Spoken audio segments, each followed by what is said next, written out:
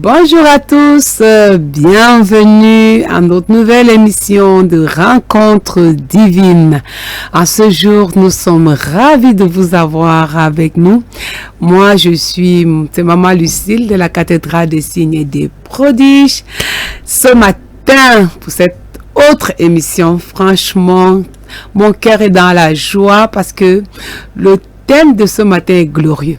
Alors, nous avons commencé une série merveilleuse, puissante, enrichissante, concernant une personne extraordinaire, en l'occurrence, le Seigneur Jésus-Christ. Alors, c'est beau de parler de lui, c'est merveilleux de découvrir qui il est, pas seulement de parler de lui pendant la période de Noël, où on sait que c'est le moment où Jésus est né, tout le monde s'active par-ci, par-là, ou encore la période de Pâques, parce qu'on dit que c'est le moment où il est ressuscité, et plusieurs se baptisent, et puis c'est pratiquement les deux grands moments où on sait qu'on parle de Jésus-Christ. Alors nous voulons dire qu'il est plus que cela. Il n'est pas seulement ce Jésus qui est né à Noël, ou encore celui qui meurt et qui ressuscite à la Pâque, mais il est celui-là qui est de l'éternité, il est le divin, il est celui-là qui est l'incarnation même du Fils de Dieu en l'homme. Donc, nous voyons Jésus-Christ dans plusieurs angles. Et c'est une étude fabuleuse. Je voudrais vous encourager à vous asseoir une minute. N'est-ce pas? Arrêtez-vous. Peut-être vous nous écoutez à travers Canal 7 Gospel ou Radio Libération ou peut-être YouTube, Facebook, je ne sais pas où. Mais ce matin, en ce moment, s'il vous plaît, prenons une minute pour écouter l'émission de ce matin. Alors, ce matin, nous allons parler de la résurrection. Waouh! On va parler de la résurrection de Jésus-Christ. Enfin, nous avons vu son éternité. On a dit, ce Jésus, il est de l'éternité. Il a toujours existé. Il a toujours été. Il est celui qui a créé toutes choses. Nous avons vu sa divinité. Il est divin. Il n'est pas terrestre. Il est céleste. Nous avons vu sa perfection. Nous avons vu ce Jésus parfait qui n'a commis aucun péché. Waouh! Mais ce matin, alléluia, nous allons parler de sa résurrection. Nous avons vu la dernière fois, nous avons parlé de sa mort sacrificielle. Jésus il s'est donné à la croix, il est mort pour nous. Mais en ce moment, nous allons parler de sa résurrection. Il est ressuscité. Amen. Et pour cela, comme c'est une étude biblique, alors prenez vos Bibles, prenez aussi vos calepins, pourquoi pas, vous pouvez prendre des notes. Alors, nous allons lire immédiatement. On va commencer par un texte long. C'est 4 versets. 1 Corinthiens 15, versets 1 à 4. Alors, je vais lire. Il est dit ici, je vous rappelle, frères, l'évangile que je vous ai annoncé, que vous avez reçu, dans lequel vous avez persévéré, et par lequel vous êtes sauvés. Si vous le retenez tel que je vous l'ai annoncé, autrement vous aurez cru en vain. Je vous ai enseigné avant tout, comme je l'avais aussi reçu, que Christ est mort pour nos péchés, selon les Écritures, qu'il a été enseveli et qu'il est ressuscité le 3e jour, selon les Écritures. Amen. C'est important qu'on dise selon les Écritures, parce que nous puisons nos ressources, ce que nous parlons. Nous ne parlons pas de notre inspiration. Nous ne parlons pas de nos propres idées ou de notre imagination. Mais nous parlons de la parole de Dieu. C'est ce qui est écrit. C'est pour cela que nous pouvons lire comme nous lisons les textes. Donc, chers téléspectateurs, la résurrection de Christ est l'événement glorieux et le fait marquant du christianisme. C'est l'événement, c'est l'apogée du christianisme. Lorsque nous parlons de la résurrection de Jésus-Christ, il est dit ici que il a été ce Christ dont nous prêchons, dont nous parlons, dont nous entendons parler, dont partout tout le monde peut dire Jésus, Jésus, Jésus, Jésus. En fait, c'est Jésus. Il a été enseveli, il est mort, oui, mais la bonne nouvelle, c'est qu'il est ressuscité le 3e jour. Vous savez, après la mort à la croix, après qu'on l'ait transpercé, après qu'on l'ait flagellé, après on a mis une couronne d'épines sur sa tête, après qu'on l'ait crucifié, on l'a mis dans le tombeau. Et lorsqu'il avait été mis dans le tombeau, c'était comme si c'était terminé. Pour certains, on avait l'impression que c'était fini. C'était fini pour lui, pour les scribes et les pharisiens et toutes ces personnes qui ont œuvré à sa crucifixion. Pour eux, ils pensaient que c'était fini, mais ils ne savaient pas. C'est qu'ils ne savaient pas. C'est qu'après 3 jours, selon ce qui était prédit, c'est Christ devait sortir du tombeau. Alléluia. Après 3 jours, selon ce qui avait été dit, Jésus-Christ, le Seigneur des Seigneurs, le Roi des Rois, le Prince de la paix, l'étoile brillante du matin, il ne devait pas demeurer dans la tombe. La mort ne pouvait pas le garder. Jésus-Christ a été vomi, il a été ressuscité. Le 3e jour, il est sorti du tombeau. Amen. Le 3e jour, Jésus-Christ, il est sorti du tombeau. Dans Actes chapitre 2, versets 23 et 24, il est écrit: cet homme, livré selon le dessein arrêté et selon la prescience de Dieu, vous l'avez crucifié. Vous l'avez fait mourir par la main des impies. Dieu l'a ressuscité en le délivrant des liens de la mort. Parce qu'il n'était pas possible qu'il fût retenu par elle. Oui, il n'était pas possible que la mort le retienne. Cela n'était pas possible. Cet homme-là, cet homme Jésus, selon le projet arrêté des hommes, les hommes ont dit, nous allons le faire mourir. Il parle trop, nous allons le faire mourir. Il se prend pour qui? Le fils de Marie, celui qui dit qu'il est né hier, il dit qu'il est le fils de Dieu, il dit qu'il ressuscite les morts, il dit qu'il guérit les malades, il dit qu'il fait des choses, mais en fait nous allons le faire mourir. Il pensait en projetant de faire du mal à Jésus-Christ. Ils ne savaient pas qu'ils étaient juste les instruments entre les mains de Dieu pour accomplir le projet de Dieu. Parce que Jésus-Christ, volontairement, en venant sur la terre, savait qu'il va mourir et qu'il sera ressuscité. Amen. Dieu l'a ressuscité en le délivrant des liens de la mort. Parce qu'il n'était pas possible que la mort le retienne. Chers téléspectateurs de Canal 7 Gospel ou de Radio Libération, il n'était pas possible, non, que la mort garde Jésus. Ils ont fait mourir le prince de la vie, mais Dieu l'a ressuscité. Amen. Dieu a ressuscité Christ d'entre les morts. Dans Acte 3, verset 15, il est dit, vous avez fait mourir le prince de la vie. Dieu l'a ressuscité des morts. Nous en sommes témoins. Vous savez, c'est bon de lire parce que lorsque nous parlons et que nous ne lisons pas, d'aucuns pourront imaginer que ce sont des paroles des hommes. Ce sont des paroles des Écritures. Le prince de la vie a été ressuscité par Dieu. Dieu a ressuscité son fils d'entre les morts. Et la résurrection de Christ n'était pas une résurrection qui n'était pas connue des hommes. On n'a pas seulement dit que comme on avait enterré là, Christ a donc quelque part, on entend dire, c'était comme s'il avait ressuscité. Non, il y a eu des témoins. Oui, il y a eu des témoins de la résurrection de Christ. Et comme témoin, nous savons Marie de Magdala, lorsqu'elle est partie à la tombe pour embaumer le corps de Jésus, qu'elle était assise dehors en train de pleurer, Jésus est venu à elle. Il lui a dit, femme, pourquoi pleures-tu? Elle dit, où est-ce que vous l'avez mis? Il dit, mais qui? Elle dit que mon Jésus, où est-ce que vous l'avez mis? Jésus dit, il est ressuscité. Et c'est là où elle se rend compte qu'elle parlait avec Jésus. Et Jésus lui a dit, va dire à mes frères, va leur dire que je suis ressuscité. Amen. Elle était la première, c'est une femme. Quel honneur pour les femmes. Alléluia. Quel honneur pour les femmes. Que Jésus-Christ s'est d'abord fait révéler à une femme.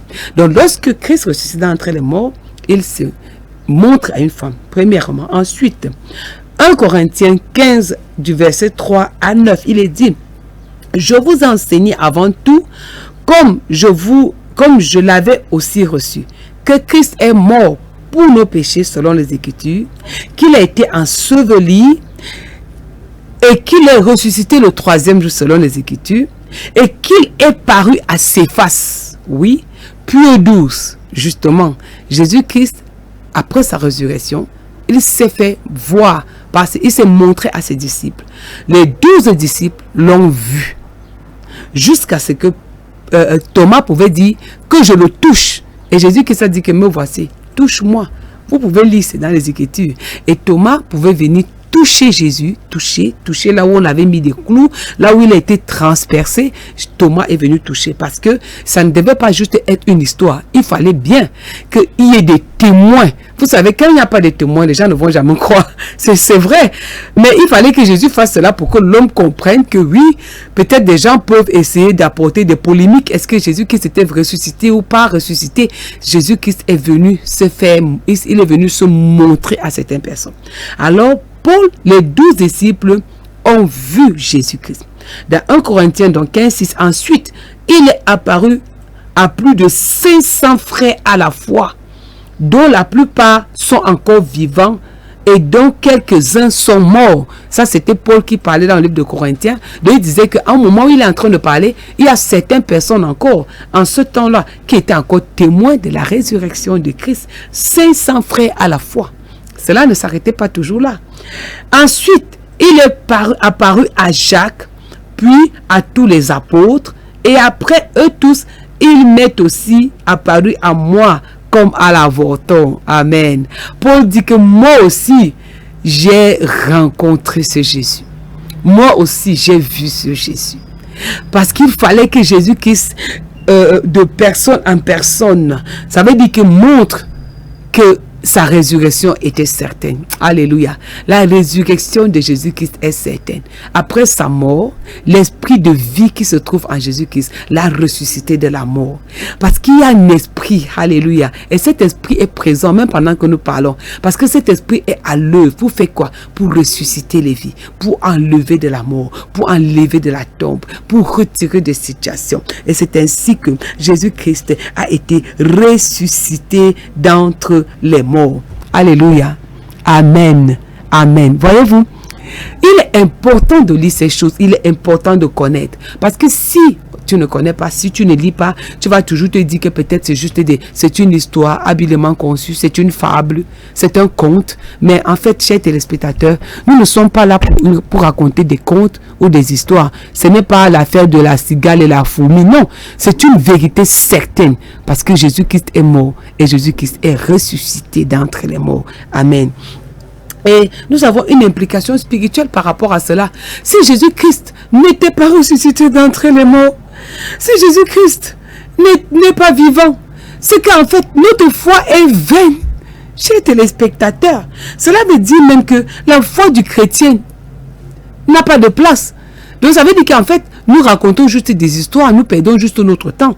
Si Jésus-Christ n'est pas ressuscité d'entre les morts, la prédication de l'évangile est fausse. Les témoignages que nous rencontrons là, c'est que ce n'est pas vrai. Ça veut donc dire que tout ce que nous parlons là, il n'y a pas de véracité dans cela. Mais ce n'est pas là, c'est pas possible. Parce que Christ, en réalité, il est ressuscité d'entre les morts.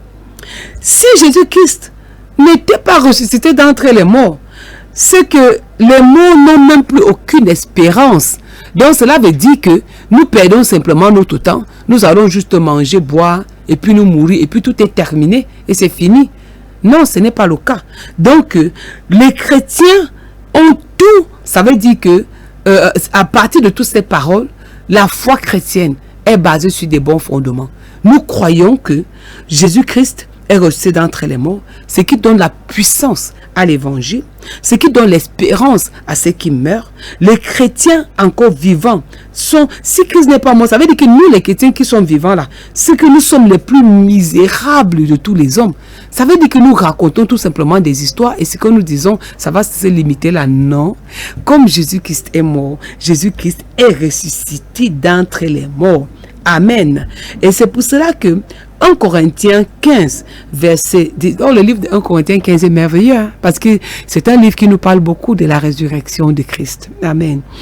Si Christ n'est pas ressuscité, votre foi est vaine. 1 Corinthiens 15, verset 17. Vous êtes encore dans vos péchés. C'est ce que ça signifie. Si Christ n'est pas ressuscité des morts, notre foi est vaine. Nous sommes même encore dans le péché. Verset 18 de 1 Corinthiens 15. On y va ensemble, n'est-ce pas? Et par conséquent, aussi ceux qui sont morts en Christ sont perdus. Si Christ n'est pas ressuscité, ceux qui sont morts en qui sont perdus, ça veut dire qu'on ne les reverra plus jamais. Ça veut dire que même Jésus-Christ, ça veut dire tous ces apôtres, on ne les verra plus jamais. Ce n'est pas le cas. Nous les vivants, nous serons transformés et nous les verrons. Amen. 1 Corinthiens 15 et 19. Et si c'est dans cette vie seulement que nous espérons en Christ, nous sommes les plus malheureux des hommes. Nous lisons les textes pour que, à partir de ces textes, que chacun puisse comprendre que ce que nous disons, c'est la vérité. Si Christ n'est pas mort, c'est que nous sommes vraiment malheureux. Hein? C'est que nous prêchons vraiment nous prêchons des histoires. Mais en réalité, ce matin, Christ est ressuscité d'entre les morts. Amen. Il est vivant. Jésus est vivant. Alléluia. Il est vivant. Il est ressuscité. Amen. Notre Jésus est vivant. Et il est au milieu de nous. C'est ça le plus merveilleux. C'est qu'il est au milieu de nous. Il n'est pas loin. Il est au milieu de nous. Là où vous vous trouvez actuellement, que je ne sais pas, dans votre chambre, peut-être vous êtes dans votre véhicule, peut-être vous êtes au bureau, vous êtes en train d'écouter cette émission ce matin. Voici une nouvelle pour vous, une nouvelle glorieuse. Jésus-Christ est vivant. Il est ressuscité des morts. Alléluia. Alléluia. Il est ressuscité des morts. Amen. Et sa résurrection apporte une déclaration. Nous le voyons dans Romains 1, verset 4. Et déclaré fils de Dieu avec puissance, selon l'esprit de sainteté, par sa résurrection d'entre les morts. Jésus-Christ, notre Seigneur, par sa résurrection d'entre les morts, il est déclaré fils de Dieu. C'est parce qu'il est justement ressuscité des morts qu'on peut reconnaître en lui qu'il est véritablement le Fils de Dieu. Parce que s'il n'était pas le Fils de Dieu, il ne devait pas être ressuscité. Il n'allait pas ressusciter. Il est sorti du tombeau. Il est sorti de la mort. La mort n'a pas pu le retenir parce que ce Jésus, c'est le Fils de Dieu. Amen. Et dans Romains 4, verset 25, lequel a été livré pour nos offenses et est ressuscité pour notre justification. La résurrection de Christ apporte à tout croyant aujourd'hui la justification. Christ par la mort, par sa mort et par sa résurrection, nous a justifiés de nos péchés. Il nous a justifiés devant le Père. Nous sommes devenus des personnes saintes. Nous sommes maintenant des nouvelles créatures. Nous avons un esprit, nous avons l'esprit de Christ. Parce que Christ, ressuscité d'entre les morts, a apporté la justification, la justice de Dieu. Les chrétiens aujourd'hui peuvent se réjouir. Nous pouvons nous réjouir. Et si c'est que tu t'es déjà réconcilié avec Dieu, si vous avez déjà donné votre vie à Jésus, ce matin, je voudrais vous dire de vous réjouir. Si tu crois dans ton cœur que Dieu a ressuscité Christ d'entre les morts, alors je voudrais te dire, tu es sauvé. Amen. Non seulement tu es sauvé, mais tu seras sauvé.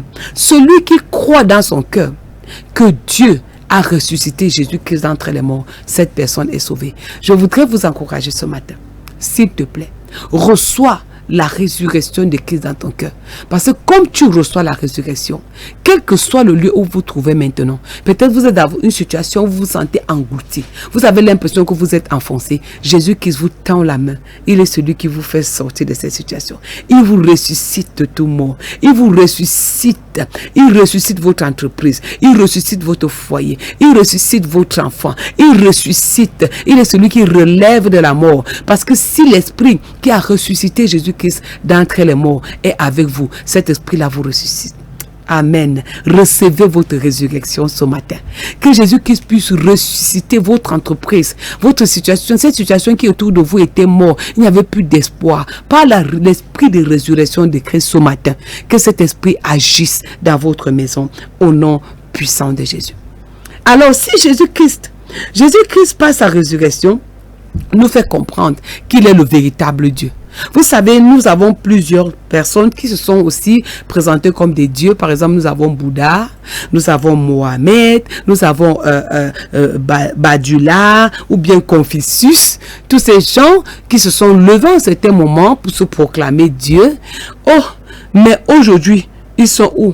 Ils ont tous été prisonniers de la mort. C'est-à-dire, tous sont encore dans le tombeau. Alors que nous parlons aujourd'hui, ils sont encore dans le tombeau. Que ce soit les Mohamed, les Bouddhas, tous ces gens, toutes ces personnes qui se sont dit qu'ils sont Dieu, aujourd'hui ils sont dans le tombeau. Le seul qui est vivant, c'est Jésus-Christ. Amen. Amen. Voyez-vous avec moi, c'est Jésus-Christ. Vous pouvez le voir avec moi. Nous avons lu dans les Écritures. Il est celui qui est vivant. Jésus-Christ est l'auteur de la vie parce qu'il a défié la mort. Il a vaincu le tombeau. Il est sorti vivant. Jésus-Christ a défié la mort. Il a défié la tombe. Il a montré aux principautés, aux autorités, aux esprits méchants dans les lieux célestes que lui seul pouvait sortir de la mort. Il a montré qu'il était le Fils de Dieu. Lui seul avait le pouvoir d'être ressuscité. Dieu a manifesté sa puissance à travers Jésus-Christ pour le faire sortir de la tombe. Il a défié la mort. Amen. Il a vaincu la tombe. Amen. Jésus-Christ a vaincu la tombe. C'est la raison pour laquelle il y a cette question qui est posée. Alléluia. Nous allons lire ce texte dans 1 Corinthiens 5, versets 55 et 56. Ô mort, où est ta victoire? Ô mort, où est ton aiguillon? L'aiguillon de la mort, c'est le péché. Et la puissance du péché, c'est la loi. Mais grâce soit rendue à Dieu qui nous donne la victoire par notre Seigneur Jésus-Christ. Alléluia. Amen. Amen. Ô mort, où est ta victoire? Quelle proclamation, quelle déclaration de Jésus-Christ. Quelle parole magnifique. Ô mort, où est ta victoire? Mort, où es-tu? Toi qui as voulu m'enfoncer, tu as voulu détruire ma vie, tu as voulu me détruire. Vous savez, moi, les situations ont voulu détruire ma vie. C'était comme si je ne vais jamais être quelque chose, je ne serai jamais rien, je serai perdu, je serai désespéré, je ne devais même plus avoir de l'espoir, mais je rends grâce à Dieu parce que lorsque j'ai rencontré Jésus-Christ, quand j'ai connu Jésus-Christ, il a apporté le souffle de vie en moi, il m'a donné la joie, il a ouvert les portes pour moi. Jésus-Christ m'a béni, c'est ce qu'il fait. Il m'a retiré de la tombe, il m'a retiré des situations qui étaient terribles, parce que mon père nous avait maudit, il avait dit, nous ne serons jamais rien, nous n'allons même jamais puiser un verre d'eau et donner à notre maman. Ça veut dire, nous avons été maudits, peut-être vous avez été comme moi, vous avez été maudits, rejetés, abandonnés, délaissés, il n'y avait plus d'espoir. C'est comme si vous êtes dans une situation où vous dites que c'est perdu, mais j'ai une bonne nouvelle pour vous ce matin, ce n'est pas encore fini. Alléluia. Tant que Jésus n'a pas dit son dernier mot, ce n'est pas encore fini. Parce que Jésus est vivant. Alors reçois l'esprit de vie. L'esprit de vie qui se trouve en Jésus-Christ te ressuscite aussi ce matin. Alléluia. Tu sors. Tu sors. Est-ce que tu peux dire avec moi, je sors? Est-ce que tu peux dire avec moi, je sors de ma tombe, je sors de cette situation, je sors de cette oppression, je sors au nom puissant de Jésus. Sors ma soeur, sors mon frère, sors de cette situation au nom puissant de Jésus. Comme Jésus-Christ est ressuscité entre les morts, dis avec moi, la tombe n'est pas ma portion. La douleur n'est pas mon partage. La souffrance n'est plus mon partage. Parce que Jésus a pris sur lui, en mourant à la croix, il est mort avec tout cela pour nous libérer, pour te libérer. Alléluia. Comme Jésus-Christ est mort, ce qui est merveilleux aujourd'hui, c'est que nous savons que nous avons de l'espérance. Lorsque nous mourrons, nous ressusciterons aussi. Ah oui. Si tu meurs en Christ, toi aussi tu vas ressusciter. C'est pour cela que lorsqu'on meurt en Christ, on peut pleurer, mais on sait qu'un jour, on se reverra. Alors je vous encourage ce matin à prendre cette décision de suivre Jésus-Christ, de vous donner à Jésus. Comme tu écoutes cette émission en ce moment, s'il te plaît, dis Seigneur Jésus, me voici, je me donne à toi.